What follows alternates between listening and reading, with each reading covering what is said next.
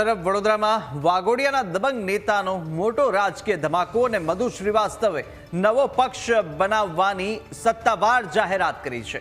BJP Congress નહીં, અમારું ત્રીજું નેત્ર હશે તેવું મધુ શ્રીવાસ્તવે નિવેદન આપ્યું।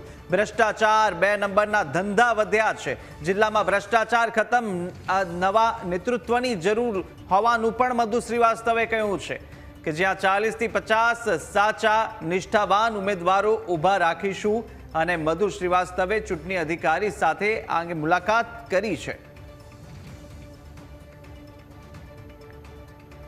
તાલુકા પંચાયતના ઇલેક્શનમાં બધી જાતિના લોકોને સાથે રહીને અમારો આગવો પક્ષ બનશે, નવો પક્ષ બનશે।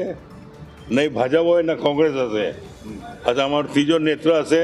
આ ત્રીજો નેત્ર રહીને સચ્ચાઈ પર ચાલનાર, સાચા કામ કરનારા એવા ઉમેદવારને ઊભા રાખીને ચૂંટાવા લાવવાના પ્રયાસ કરીશું, ચૂંટાઈ લાવીશું અને વડોદરા શહેરને, વડોદરા જિલ્લાને, તાલુકાને સારો વિકાસ કરવાના પ્રયાસ કરીશું। કે ખુલ્લેઆમ કરપ્શન ચાલે છે, ખુલ્લેઆમ 2 નંબરના ધંધા ચાલે છે, કશું જ કોઈ સરકાર કે કોઈ કશું કરતું નથી।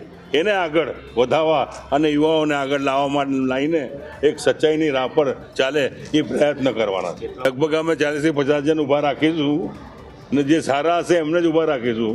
એવું નહીં કે ચૂંટાવીને બીજી પાર્ટીમાં જતા રહે, એ અમારી સાથે રહે અને સાચા કામ કરે, નિષ્ઠાવાન હશે એવા લોકોને ટિકિટ આપીને લડાવવાના છે।